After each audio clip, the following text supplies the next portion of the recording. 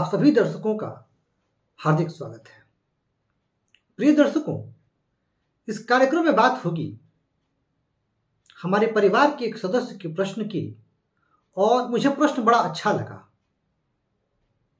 और यह आपको भी बड़ा अच्छा लगेगा। और ज्योतिष शास्त्र को समझने वाले, ज्योतिष शास्त्र में रुचि रखने वाले विद्यार्थियों को, शोधार्थियों को भी यह विषय पसंद आएगा। प्रश्न बड़ा लाजवाब है और प्रश्न पूछा है आर्या जी ने, और इन्होंने पूछा है कि ग्रह यदि मृत अवस्था में हो, बाल अवस्था में हो, वृद्ध अवस्था में हो, तो माना जाता है कि वो अच्छा फल नहीं देते हैं। परंतु इन्हीं अवस्थाओं में ग्रह वर्गोत्तम भी होते हैं। इन्होंने यह भी पूछा है कि शून्य अंश का ग्रह भी तो वर्गोत्तम होता है, तो क्या ऐसा ग्रह अच्छा फल दे पाएगा क्या? तो देखिए, इनके प्रश्न के माध्यम से मैं आपको आज यह भी बताने की कोशिश करूंगा कि क्या ग्रहों का डिग्री ही सब कुछ है? क्या ग्रह यदि शून्य अंश पे चले गए या 29-30 अंश पर चले गए तो क्या उन ग्रहों का अच्छा फल नहीं मिलेगा क्या? इस पर आज हम बात करेंगे और इनके प्रश्न का उत्तर भी इसी में होगा। और कहूंगा आपसे कि जिस तरीके से आपका प्यार और स्नेह मिल रहा है, मैं हृदय से आप सभी के प्रति अपना आभार व्यक्त करता हूं।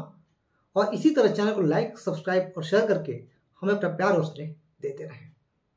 प्रिय दर्शकों, एक चीज हमें जानना है कि ग्रह मृत कब होते हैं, ग्रह वृद्ध कब होते हैं, ग्रह बाल अवस्था में कब होते हैं। अब हालांकि बोर्ड होता तो मैं आपको जो है लिखकर समझाता, परंतु अब बहुत आसान है, बहुत सरल है, आपको समझ में आ जाएगा। क्योंकि चूंकि दर्शक के प्रश्न का उत्तर है तो मैंने बोर्ड शामिल नहीं किया। हाँ, इस विषय को मैं और एक बार और आपके सम्मुख लाऊंगा बृहत रूप में, बड़े रूप में, जब हम इस विषय को विस्तार से समझेंगे। पर हाँ, यहां इतना तो अवश्य है कि आपको समझ में आ जाएगा। देखिए, बृहत पराशर होरा शास्त्र के अनुसार यदि ग्रह विषम राशि में हो, अब यहां पर आया विषम राशि। अब विषम राशियां कौन कौन सी? मेष राशि, मिथुन राशि, सिंह राशि, तुला राशि, धनु राशि और कुंभ राशि, ये विषम राशियां हैं। यह आपने समझ लिया। अब ग्रह यदि विषम राशि पे हो तो ग्रह शून्य अंश से लेकर के 6 अंश तक बाल अवस्था में होता है। यानी विषम राशियां कौन कौन सी? 1, 3, 5, 7, 9, 11। अब ये क्रम आपको देख लेना है। अब इसमें आपको ये देखना है कि ग्रह की डिग्री क्या है। अब ग्रह यदि शून्य अंश से लेकर के 6 अंश तक है तो ग्रह क्या समझना चाहिए हमें? बाल अवस्था में है। उसी तरीके से 6 अंश से लेकर के 12 अंश तक हो तो ग्रह किशोर अवस्था में है। अब 6 अंश में जैसे आपको एक कंफ्यूजन ये हो सकता है कि जब 6 अंश तक जो है बाल हो रहा है तो क्यों 7 से हम 12 क्यों ना कहें? तो देखिए, 6 अंश में फिर कला, फिर विकला आता है, तो 6 से थोड़ा सा भी ऊपर जाएगा तो क्या हो जाएगा? ग्रह किस अवस्था में आ जाएगा? ग्रह कुमार अवस्था में, किशोर अवस्था में आ जाएगा। यानी 6 से 12 तक। 12 अंश से लेकर के 18 अंश तक ग्रह युवा अवस्था में होगा और 18 से 24 अंश तक ग्रह वृद्धावस्था में विषम राशि पर, और 24 अंश से लेकर के 30 अंश तक ग्रह कहां होगा? जो है वह मृतावस्था में होगा। अब जाहिर सी बात है कि जो ग्रह युवा अवस्था में हो वह सर्वश्रेष्ठ फल देगा। जो ग्रह, ऐसा बृहत पराशर शास्त्र में बताया गया, और जो ग्रह वृद्धावस्था में हो परिपक्वता तो होगी पर ऊर्जा नहीं होगी, और किशोरावस्था में ऊर्जा बहुत होगी लेकिन परिपक्वता नहीं होगी, और बालावृत में ग्रह को निस्तेज माना गया है। ये एक पहलू है, समझिएगा। उसी तरीके से जब बात सम राशि की आती है तो यह क्रम उल्टा हो जाता है। अब यहां कहने का अर्थ क्या हुआ? उल्टा का अर्थ क्या? अब जो हमने क्रम यह समझा, अब इसको आप ऐसे समझिए, जब ग्रह सम राशि में, सबसे पहले सम राशियां कौन कौन सी? तो 2, 4, 6, 8, 10, 12। अब कौन कौन सी राशियां में आ जाएंगी? तो वृषभ राशि, कर्क राशि, कन्या राशि, वृश्चिक राशि, मकर राशि, मीन राशि। यानी ये सम राशियां हैं। अब इन राशियों में क्या कहा गया? यह कहा गया कि अगर ग्रह शून्य अंश से लेकर के 6 अंश तक हो, यानी 0 डिग्री टू 6 डिग्री, तो ग्रह मृतावस्था में। 6 अंश से लेकर के 12 अंश तक हो तो वृद्धावस्था में। 12 अंश से लेकर के 18 अंश तक अगर ग्रह हो तो ग्रह युवा अवस्था में, और 18 अंश से लेकर के 24 अंश तक हो तो ग्रह किशोरावस्था में, और 24 अंश से लेकर के 30 अंश तक हो तो ग्रह जो है वह बाल्यावस्था में होगा। ऐसा बृहत पराशर होरा शास्त्र में बताया गया है। अब जाहिर सी बात है कि जो ग्रह युवावस्था में, अब 12 अंश से 18 अंश तक ग्रह युवावस्था में हो रहे हैं, तो जो ग्रह युवावस्था में होंगे उनका फल बहुत अच्छा बताया गया। परंतु यह अनेक मानकों में से एक मानक है ग्रहों के बल को जानने का। इस बात को आप समझिएगा, यही सब कुछ नहीं है। नहीं तो नरेंद्र मोदी के तो 0 अंश पर सूर्य है, उन्हें नहीं होना चाहिए था प्रधानमंत्री, क्योंकि सूर्य उच्च पद देने वाला ग्रह। प्रधानमंत्री अब कहने की आवश्यकता नहीं है पद कैसा है, यह कितना उच्च पद है। ठीक उसी प्रकार महात्मा गांधी जी की जन्म कुंडली में बृहस्पति 0 अंश पर है। अब जब बृहस्पति 0 अंश पर हो गए और बृहस्पति की महादशा जब चल रही थी तभी उनके नेतृत्व में देश आजाद हुआ था। तो अब यह कैसे संभव हुआ जब ग्रह 0 अंश पे हो? तो इसके अनेक आयाम हैं जो आज मैं आपको बताने की कोशिश करूंगा, ध्यान से सुनिएगा। अब देखिए, अब बात आती है कि ग्रह, अच्छा इन्होंने कहा है कि अगर ग्रह 0 अंश पर भी ग्रह वर्गोत्तम होते हैं, बिल्कुल होते हैं। अब कैसे? अब अगर हम बात करें चर राशियों की, चर राशियां कौन कौन सी? मेष, कर्क, तुला, मकर, ये चर राशियां हैं। अब चर राशियों में 0 अंश से लेकर के 3 अंश 20 कला तक ग्रह किस अवस्था में होते हैं? वर्गोत्तम अवस्था में होते हैं। और वर्गोत्तम ग्रहों के बारे में शास्त्रों में कहा गया है कि अगर जन्म कुंडली में ग्रह वर्गोत्तम हो जाए तो वह जोरदार शुभ फल प्रदान करता है, यानी विशेष शुभ फल उस ग्रह के मिलते हैं। अब अगर मेष राशि में ग्रह 0 अंश पे हो, मकर राशि में ग्रह 0 अंश से लेकर के 3 अंश के बीच में हो, तुला राशि में 0 अंश से लेकर के 3 अंश के बीच में हो, कर्क राशि में 0 अंश से लेकर के 3 अंश 20 कला तक के बीच में हो, तो यह ग्रह वर्गोत्तम हो जाएगा। तो अब क्या माने? उसको वर्गोत्तम माने कि हम उसको बाल अवस्था का माने? क्योंकि चर राशि की बात हो रही है यहां पर। अब इसको हम क्या माने? मन में सवाल आएगा फिर तो उसको अच्छा फल नहीं देना चाहिए, परंतु ऐसा नहीं है। उस स्थिति में वह ग्रह विशेष फल प्रदान कर देता है।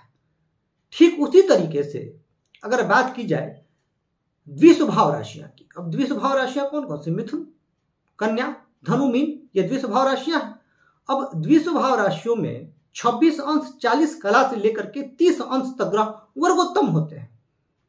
अब मान लेते हैं कि मीन राशि में किसी के बृहस्पति 29 अंश पे हो गए, तो यह बृहस्पति नवमांश कुंडली में भी मीन राशि पर चले जाएंगे, अर्थात वर्गोत्तम हो जाएंगे। अब उनको हम बाल अवस्था का कहें कि मृत अवस्था का कहें कि शुभ कहें, मजबूत कहें, यहां संशय उत्पन्न हो जाता है। वहां उस स्थिति में जो प्रैक्टिकल ऑब्जर्वेशन है कि ऐसे ग्रह विशेष फल देते गए हैं। आपको शायद याद हो, गुरु चांडाल योग में मैंने कुछ कुंडलियों की बात की थी, उसमें मैंने बृहस्पति का मीन राशि पर उदाहरण दिया था। ऐसे कई जातक हैं जिनके 27, 28 अंश, 29 अंश पर ग्रह है, और उन जातकों को जीवन में उससे संबंधित ग्रह की महादशा में विशेष उपलब्धियां प्राप्त हुई। तो अगर आपकी जन्म कुंडली में, अच्छा आगे भी कुछ और महत्वपूर्ण बात है। अब अगर आपकी जन्म कुंडली में ग्रह 0 अंश पे हो, 29-30 अंश पे हो, तो आपको परेशान होने की आवश्यकता नहीं है, क्योंकि यह अनेक मानकों में से एक मानक है। अब दूसरी बात, यह बड़ा महत्वपूर्ण हो जाता है कि ग्रह लग्न के अंश के कितने आसपास है। अगर ग्रह लग्न के अंश के आसपास का है तो वह ग्रह बली होता है। फिर आता है भाव मध्य का सिद्धांत। अब अगर ग्रह भाव मध्य के पास है तो ऐसे ग्रहों को, अगर भाव मध्य की जो डिग्री है उस डिग्री के अगर आसपास के ग्रह है तो ऐसे ग्रहों को विशेष बलवान माना जाता है, और माना जाता है कि ऐसा ग्रह विशेष सुफल प्रदान करते हैं। अब भाव मध्य कैसे निकालते हैं, यह लग्न के बिंदु पर निर्भर कर जाता है कि लग्न कितने बिंदु पर है।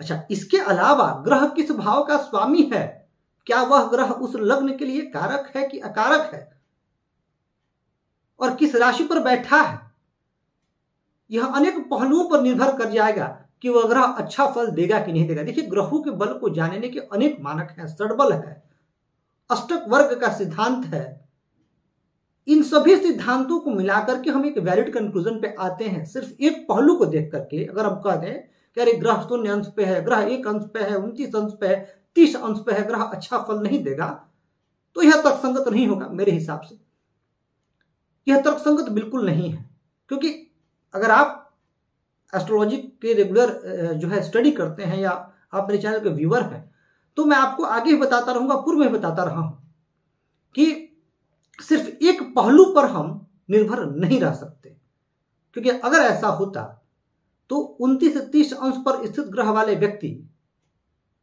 उस ग्रह की महादशा में अच्छा नहीं करते। अब अगर जैमिनी ज्योतिष की हम बात करें तो जो ग्रह सर्वाधिक बिंदुओं पर होता है वह आत्मकारक होता है, आत्मकारक ग्रह को श्रेष्ठ माना गया है।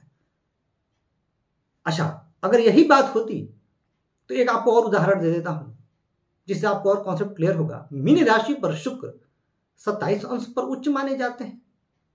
अब 27 अंश पर उच्च, परम उच्च माने जाते हैं, तो फिर 27 अंश को क्यों लिया गया? वह तो अंतिम अंशों में है, तो फिर तो शुक्र को परम उच्च का होना नहीं चाहिए। उसी तरीके से कर्क राशि पर देवगुरु बृहस्पति 5 अंश पर परम उच्च होते हैं, तो फिर 5 अंश क्यों लिया गया? क्योंकि शुरुआती अंश है ना, 6-7 के बाद ग्रह बली होते हैं। और कई जगह तो मैं यह पढ़ते हुए मैंने कई जगह यह पढ़ा या कई विद्वानों को ऐसे बोलते सुना कि ग्रहों का अंश 10 से 20 के बीच ही होना चाहिए, तभी ग्रहों का अच्छा फल आएगा।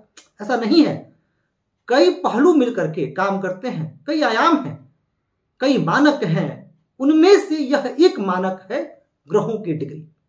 इसीलिए अगर आपकी जन्म कुंडली में ग्रह वृद्धावस्था के हैं, मृतावस्था के हैं, बाल्यावस्था के हैं, तो आप परेशान ना होइए। देखिए कि आपके जन्म कुंडली में षोडश वर्गों में, षडबल में, अष्टक वर्ग में, नवमांश कुंडली में क्या स्थिति है, आपके भाव मध्य का कितने अंश पर है, क्या उस अंश के आसपास ग्रह है। आप इन तमाम पहलुओं को देखिए, उसके बाद आप किसी कंक्लूजन पे आइए, फिर आप निष्कर्ष निकाल पाएंगे कि यह ग्रह बली है कि नहीं है। तो अब आ जाते हैं, अब आप, मुझे लगता है कि आपका प्रश्न का उत्तर मिल गया होगा। और अमूमन प्रश्न के उत्तर में मैं इतना लंबा नहीं बोलता हूं, पर चूंकि प्रश्न बड़ा इंटरेस्टिंग था और इस पर पुनः कह रहा हूं कि इस पर आपको एक अलग से और वीडियो में ले आऊंगा, जिसमें हम सिर्फ ग्रहों के अंश के बारे में और पूरी इसी के बारे में हम बात करेंगे। तो देखिए, अगर ग्रह वर्गोत्तम है तो मान करके चलिए कि आपको वह ग्रह अच्छा फल देगा, अगर अच्छे भाव का स्वामी है तब। अब अशुभ भावेश हुआ तो कहां से अच्छा फल देगा? अब महात्मा गांधी जी के बारे में एक बात यहां कह दूं कि उनकी तुला लग्न की जन्म कुंडली, बृहस्पति मेष राशि पर 0 अंश पर सप्तम भाव में विराजमान है। अब मेष राशि चर राशि 0 अंश पर होने वजह से वर्गोत्तम हुए। बृहस्पति स्वामी कहाँ के हुए? तीसरे और छठे के। तीसरा भाव पराक्रम का भाव है, छठा भाव रोग ऋण शत्रु का भाव है। तुला लग्न में बृहस्पति को सर्वाधिक अकारक ग्रह माना जाता है, छठे होने की वजह से मारक भी बनते हैं। परंतु एक बात याद रखिएगा, बार बार कहा कि उपजा भाव भी है और तीसरा भाव पराक्रम को भी दर्शाता है। इस वजह से बृहस्पति ने उन्हें अच्छा फल दिया और उनके पराक्रम का फल मिला। जो तपस्या वो कर रहे थे वर्षों से, उसका फल मिला।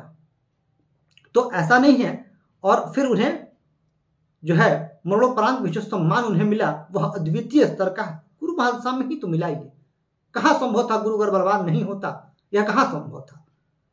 तो सिर्फ अंश को देख करके निष्कर्ष पर जाना तर्क संगत नहीं है, युक्ति संगत नहीं।